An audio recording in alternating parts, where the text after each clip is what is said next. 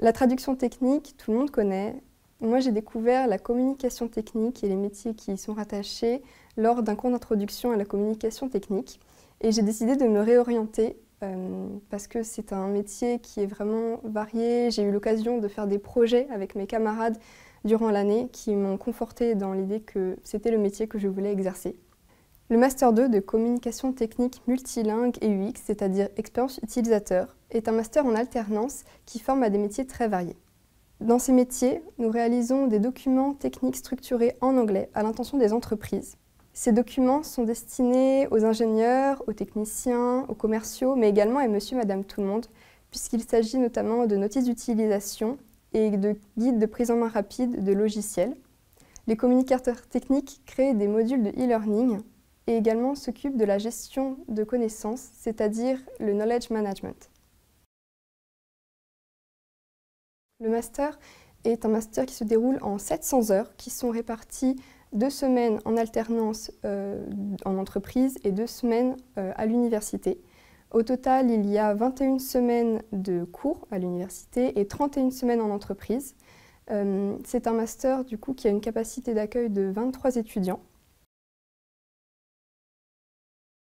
Les objectifs sont multiples.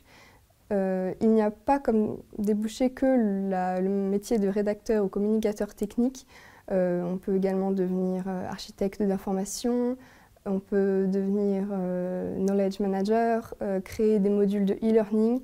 Et pour cela, au sein de la formation, on apprend à utiliser de multiples outils, tels que par exemple FrameMaker pour gérer des contenus de documentation.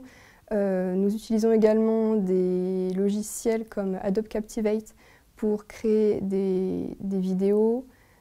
Nous apprenons également, comme c'est un master multilingue, à maîtriser plein de langages, notamment des langages informatiques. Nous apprenons également à faire des sites web, c'est très très varié. Initialement, les métiers de la communication technique étaient surtout liés au domaine de l'aéronautique et de l'automobile. Maintenant, ils concernent aussi le domaine des nouvelles technologies, du matériel médical et également des éditeurs de logiciels. Et par exemple, aujourd'hui, on peut travailler aussi bien dans des petites startups que dans des très grands groupes. Les étudiants de cette formation viennent d'horizons très différents. Cela va de diplômés de lettres, de langues, de sciences, ou également des personnes qui sont en reconversion professionnelle, ou des personnes qui exercent déjà dans le métier de la rédaction communication technique et qui souhaitent consolider leurs compétences. Un des prérequis de cette formation est une très bonne qualité rédactionnelle en français et en anglais, et c'est pour cela que le master est au sein d'un UFR de langue appliquée qui s'appelle EILA.